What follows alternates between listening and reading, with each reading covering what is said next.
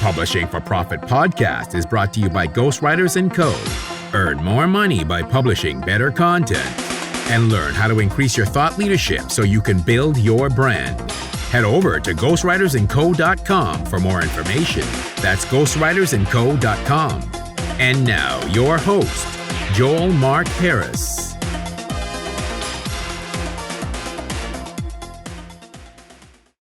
Hello, and welcome to the Publishing for Profit podcast. This is your host, Joel Mark Harris. We have Susie Schaefer on the show today. She is the owner of Finish That Book Publishing. She is a publishing consultant and coach, so she knows all the ins and outs of publishing online through the various platforms, including Amazon, Ingramspark, and Smashwords. She is obviously knows all about publishing and how to get reviews on Amazon. We talk about how she got into the industry and how you can get your book published and get it out into the world. So hopefully you enjoyed this episode. Hi, Susie. Welcome to the show. How are you? Thank you so much for having me. You're welcome. So I want to start off, what exactly is a publishing coach? Because I think that not a lot of people, especially outside the industry that we're in, know what that is. So maybe you can just tell a little bit about that and your role. Yes, so a publishing coach or consultant is someone who takes an author through the entire process of working with an editor, cover designer, interior layout, doing all the design work and the production of the book, and then gets them up on Amazon or Ingramspark or whichever platforms they decide they want to publish on. And do you help them decide on what platform they want to use? Yes.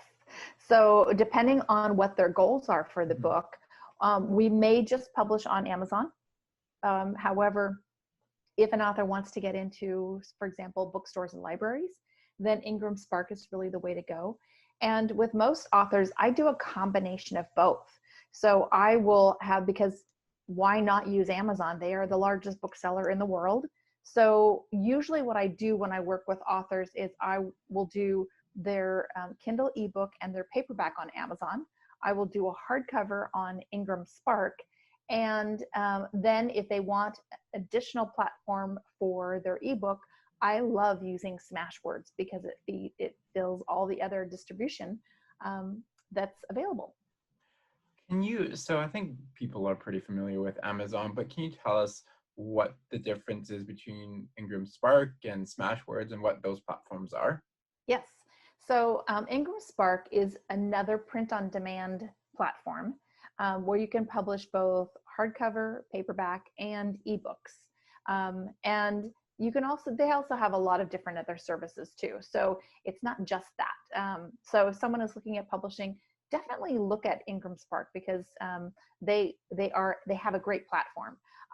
But it doesn't mean that you have to put all your eggs in one basket and just use one platform. You can use multiples. And the reason I like Smashwords, is because it's free. And anytime that it's free, free is good, I love that for authors because many times authors are really looking at maximizing the investment on their book production. So it just fills all the needs as far as getting them out to Nook and Sony, Kobo, iBooks, all the other platforms as to where ebooks can be offered. Smashwords covers all that, so I really like them for that. Great. Can you tell me a little bit, do you have a typical client or who is looking for your services? So typically people that I work with are either first-time authors and they have not published before and they really don't know where to go after their manuscript is written, or authors that have been through maybe a traditional publisher in the past and have decided that they want to be more profitable with their book, which means independently publishing or self-publishing is really the way to go. And usually those are authors who may have even used a hybrid publisher. I do a lot of book marketing with authors that work with a hybrid publisher on their production And then they might come to me to do book marketing, such as an Amazon bestseller campaign, or helping them to get reviews or book awards or things like that. So it's usually somebody who doesn't really understand the system and how independent publishing works, and needs a little bit of guidance, needs some help and support. And you know, I've been doing this for a number of years, and so I'm able to provide guidance and support to that author and help them avoid making some costly mistakes that can end up impacting the sale of their book. So you have, I was looking at your LinkedIn profile, and you have a very eclectic background. You know, I think you started, you did radio broadcast, you did acting.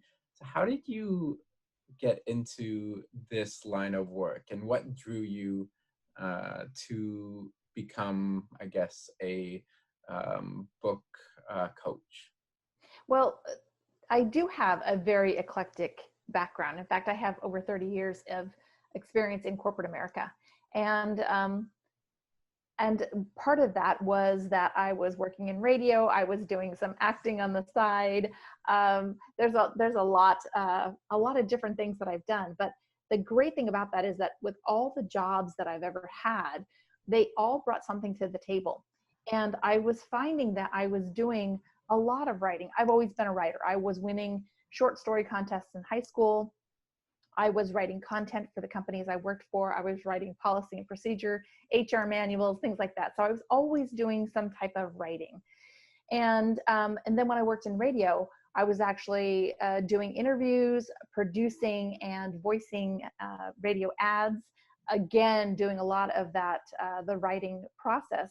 But I was also learning a lot about marketing. And so after having years of marketing experience, and it just kind of led me into being published in an anthology. That was my first time being published. And I loved the process. And when I had an opportunity to learn it from the side of coaching and teaching people about it, I jumped at it because I really do love the teaching aspect and providing that service to authors.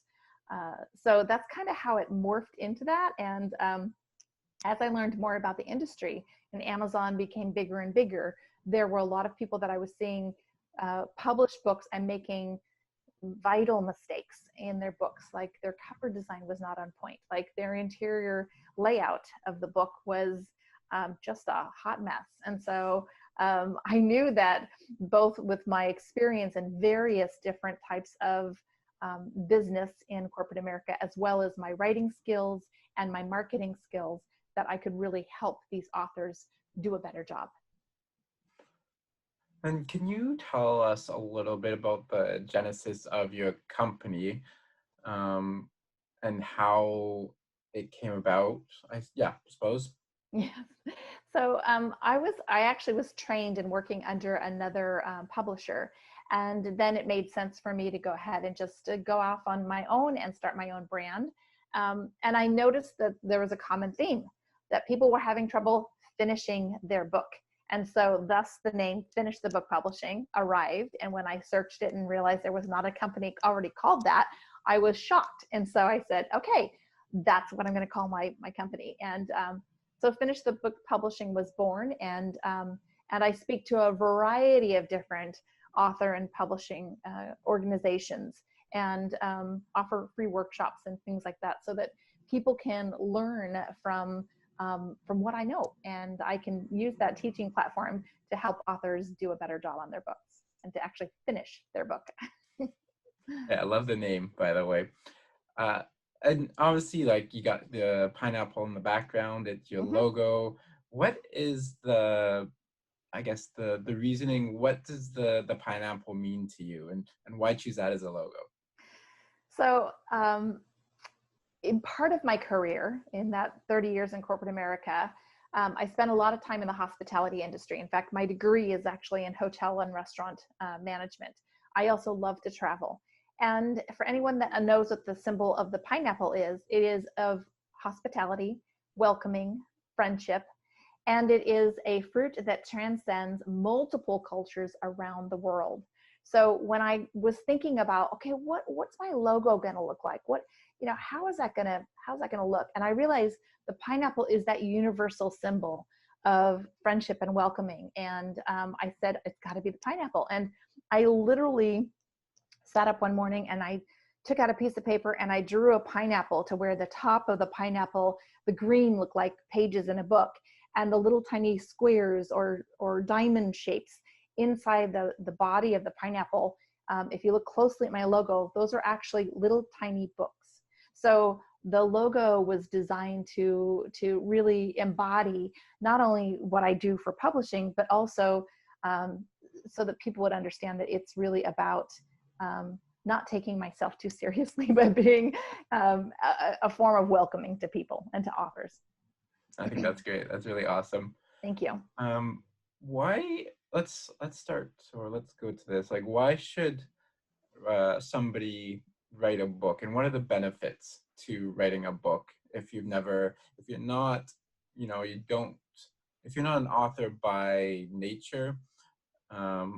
What can somebody gain from the experience from having a published book? So there's actually a lot of ways that people can benefit from writing a book. The first one is if you have a story to tell, whether it's you've come through a challenge in your life, or if you ever overcome something, or possibly you just have a very interesting life and you want to write your memoir. Memoirs are big sellers these days. And so there are a lot of people that decide, I just want to tell my story. There are other people that feel like they have this creative mind and they want to create a fictional tale based on, just something they enjoy, whether it's murder mystery or romance. So some people just feel like, I'm called to write a book. Statistics show us that 80% of the population feel that there's a book inside them and have a desire to be published. So why not do that? And then of course too, there's also business books, and many people, such as myself, even just the journey of working in corporate America and always doing the writing and realizing that really it was my calling to actually work in this industry. Some people may have a business that they've created that warrants having a business book that goes alongside what they teach or what they sell, that can actually be a marketing tool for them. So it depends on really what the book is, what's your target market, and what's the reasoning behind wanting to publish. And this may be a difficult question to answer, but is there like a typical day in the life, and like, can you walk us through how you first get in contact with your clients, what that process looks like, and the end result? Yes. So as I mentioned, I do a lot of free workshops for writing clubs or organizations. And a lot of times that's how people find me. They might also find me on LinkedIn. They might also find me on Facebook. And so, people will sometimes want to connect with me and say, I need more information. And that's why on my website, I have a contact page where people can actually just click on that button, fill out the information, and schedule a 30-minute consultation with me, which is free. And so what happens is people will do the consultation with me, and we figure out, what is your book, what are your next steps, and what is your budget, and how does that all come together? And if it looks like it's something that they want to move forward with, then I'll create a proposal for them on their book. And when they're ready, then we start working together. And I take them through the entire process. I connect the author with an editor if they need an editor. Sometimes it's even before they get to an editor. They need a writing coach because they're not done writing. So they might need a writing coach or an editor, or maybe their manuscript is finished and they really just need a proof editor or a proofread on their manuscript. And then, of course, I have cover designers and interior designers that help with the design process. And while the author is working through this, I'm actually managing the entire process for the author, because if you don't know what you don't know, you know how that saying goes. Mm-hmm. So true. So I'm setting up things like their KDP, which is Kindle Direct Publishing, their Amazon account, their Ingramspark account, and making sure that all the pieces are fitting together so that when we have the finished documents, the finished files, that I can upload those and make sure that they are all working correctly, and that their ebook and paperback are linked, and that they're set up in the right categories, and all the little nuances that make a difference in whether or not you're going to sell books. What are some of the biggest downfalls or pitfalls you see that like a common thread throughout your clients? The most common is that authors try and go it alone, and they don't have the knowledge, the skill set to understand how publishing works and what makes a great cover and what makes a not so great cover. They don't understand the nuances with the way the interior book is designed. And when they make those mistakes, it is very, very difficult to get book reviews. It's very difficult to even be considered for a book award. And things like reviews and awards are what help you sell more books. So when I work with an author and I set them up to become an Amazon bestseller, and they are able to say, I'm an Amazon bestseller, and they can use those little stickers, those badges in their email, on their website, in in their own marketing, it is a huge step forward for authors that don't do that. But in order to do that, you have to use professional services. You really need to use the guidance of people who understand how the system works and what's a good design and what's not a good design. And you have to use editors. I'm sorry, you just have to. None of our work is perfect, so that's what editors are for. And so you upload it to Amazon, you press send. Now I think is the real challenge, which is the marketing side. Yeah. What are some of the steps that you have to take in order to market your book? So some of the steps are to make sure that your description is done correctly. There's an HTML tool that's really helpful if you don't know how to use HTML, but your book description has to be done in the correct HTML. Your book also needs to be in the right categories. For example, I saw this one book that it was showing that it was a bestseller, but the book was about, I can't even remember. I think it was like a business book, and it was in a category of needlepoint. And I said, why is your book a needlepoint? And he said to me, oh, it was a small category, so I just put it in there. Now, Amazon has done a great job, but they're starting to watch for things like this. But my concern, and I told him this, I said, I'm sorry, but that's unethical. That is not an appropriate use of using that category simply because it's a small category. So you have to make sure that what you're doing is within the standards and the guidelines of Amazon, and it's ethical, because what it's going to, it's a reflection of you as an author. It's a reflection of your book. And if you're independently publishing or doing business books, it's a reflection of your business. So those are some of the things that I see that, people just need to know. Okay, you've got to make sure that you're crossing the T's and dotting the I's and making sure that you're operating in an ethical and correct manner. And then do you help them out with social media and, like a content schedule and those important pieces? That's not actually something that I offer, but I can give them guidance on what to post on social media and that type of thing. But really, and I've got people, again, I've got so many people. So if someone says, I want someone to manage my social media, great, let me make that connection for you. Because it's just not something that is, something that I want to offer. So again, I take kind of a high level. I do a lot of the instruction piece on how authors can do it themselves. But when they need someone to do, for example, social media marketing for them specifically, I absolutely can connect them with the right person. And what sort of content should an author put out on, I guess, their blog, and how should they distribute that, across the web? So the most important thing is to actually develop your platform, develop your following. Don't think that you can do this overnight. It takes a long time to develop those followers. So if you've got a blog, you should be posting on your blog on a regular basis and getting people to start following your blog, and create your own email list and really develop that platform over time. Then when you're ready to publish your book, you already have a platform built, and it's not like, okay, now I have to start from ground zero.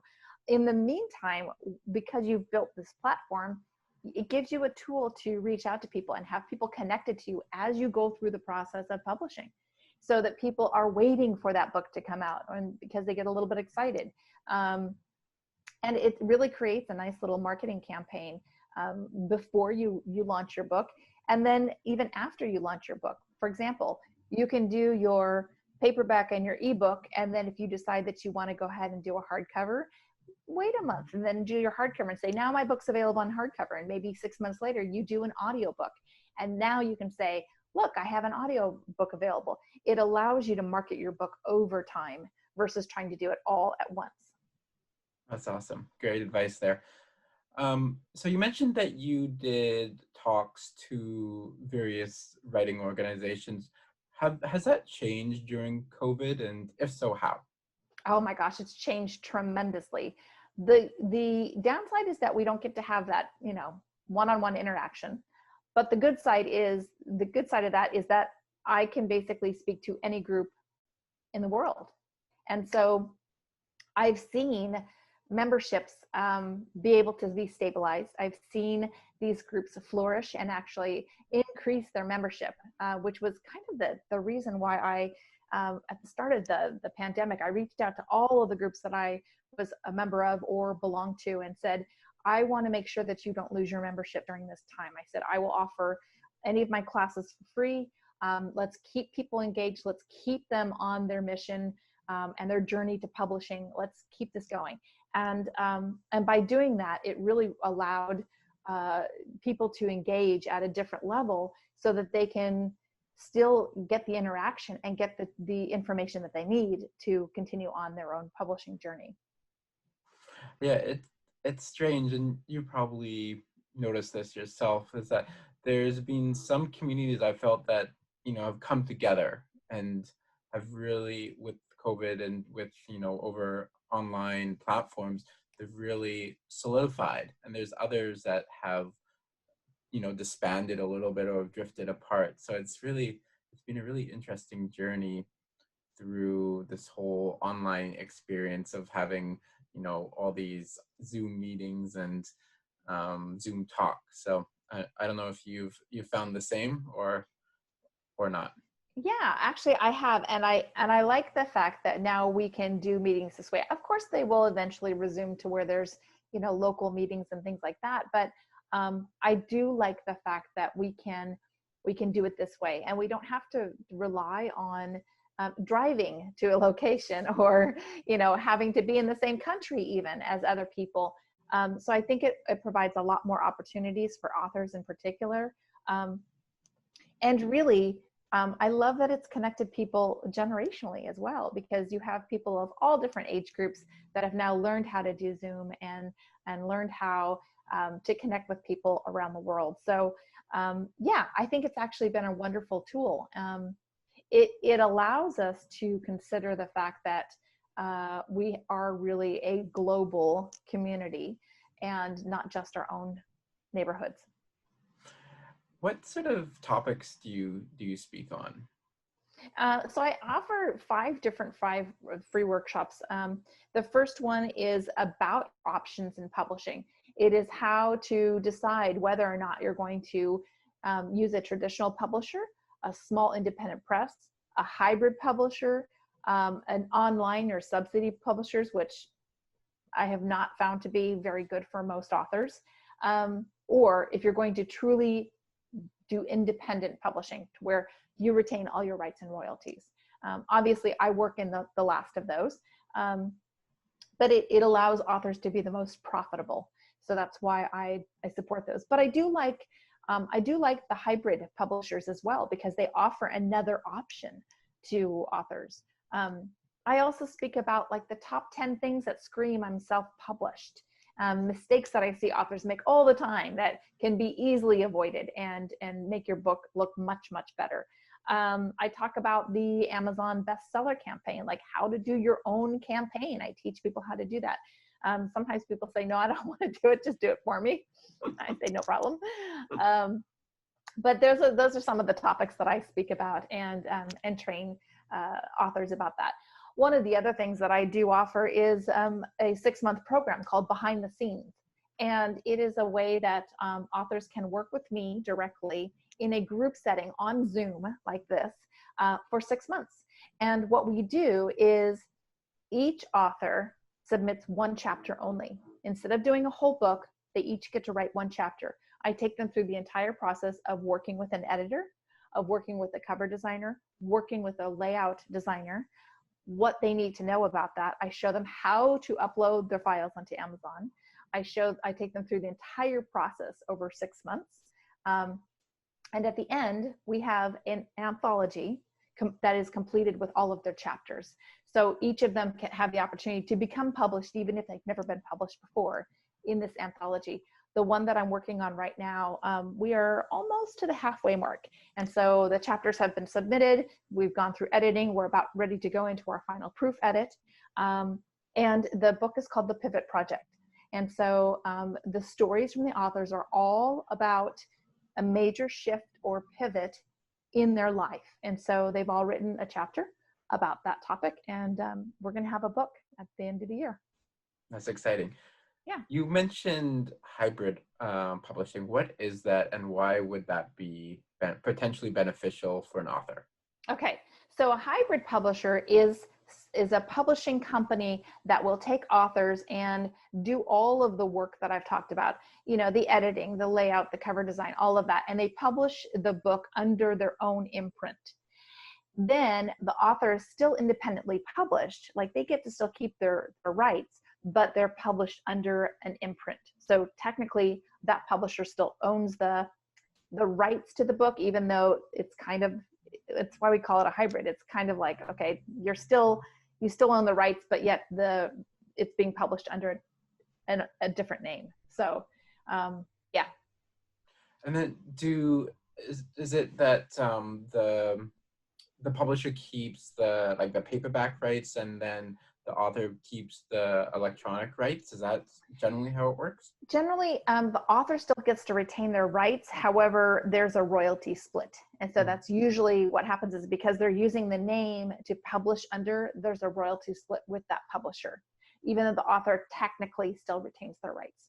The ISBNs, which are the locators for the book, the identifiers for the book, those are all purchased under the publisher's name. So technically they own the rights because they own the ISBN, even though the author still gets to retain their rights. So it's a little bit of both. And what would the benefit to the author be for that? The benefit to the author is that, again, the publishing house, similar to like what I do, is bringing you the expert editors, layout and cover designers, and the professionals, so that you don't have to try and go out and find those on your own. And it depends on what your cost is. Like you might decide that working with a hybrid publisher is more cost effective for you. You might decide that you don't want to do that because you want to be published under your business name if it's a business book. Like for example, if I was if I was going to publish my own book, obviously I'd publish it under my own business name because that makes sense for me. So again, there are different options, and it just depends on what the author wants to do. Awesome. And you mentioned Amazon bestseller. If somebody comes to you and says, my goal is to become best-selling author, what sort of activities can they do, and can you help them do to achieve that goal? Yeah. So one of the things, in fact, I'm working on a campaign right now for someone, is one of the first things I do is I go in and look at their categories, and I make sure that their categories and their keywords are set up correctly. I look at their book description, and sometimes that book description needs a rewrite. And so I might rewrite the book description. I'll help them post any reviews that didn't make it onto Amazon. Sometimes we get what are called editorial reviews or reader reviews that didn't make it onto the starred system in Amazon. So we can get those put in, making sure that their author central page looks really good and it's linked to their books, making sure the books are actually linked together, the paperback and the ebook version.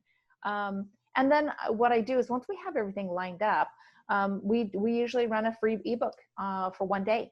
And we offer that ebook for free and get as many downloads as we can, which of course that affects the rankings of the book, and usually can get them to bestseller, if not number 1. Can you talk a little bit about reviews? Because that's obviously super important for any book. how can a author garnish reviews and get more of them? Yeah, there's a couple ways you can do it. There are paid reviews, which you can go to Clarion, Forward, Kirkus, Blue Ink is another one. Those are services that offer to do reviews, but you have to pay for them, okay? The good thing about it is that you're gonna get it back a review because you're paying for it. The other way you can do it is to research how to do a free review. There are a lot of reviewers that will offer X amount of free reviews every month or every year. And so they will review your book for free if it's a book in their genre. Usually it's editors or book reviewers that like a specific genre, and so they might say, well, I really enjoy romance, so I will edit romance books for free. And so they'll take so many books and do reviews. And when you get those reviews back, you can go ahead and post them on your Author Central page so that people can see that you've been reviewed by more than just people that have purchased the book on Amazon. Awesome. So I have one last question for you, Susie, and this is a question I ask all my guests, and that is, what is your favorite book? And I know it's probably a challenging question because you probably have so many, or one that you like to gift to other people. So when I gift a book to somebody, it is a book that I specifically will pick out for someone. It's because of something that I know that they have an interest in or something like that. For myself, I'm usually reading about 4 books at a time. I have paperback copies. I do a lot of my night reading on my Kindle because the lighting is easier. And I read a variety of different topics, anywhere from business books to personal growth to inspiration, all those kinds of things. But I'd say one book that I go back to again and again is a book called Journey to the Heart by Melody Beattie. It's a little tiny book, and she basically does this travel where she writes about something that inspired her or about her personal growth every single day of the year.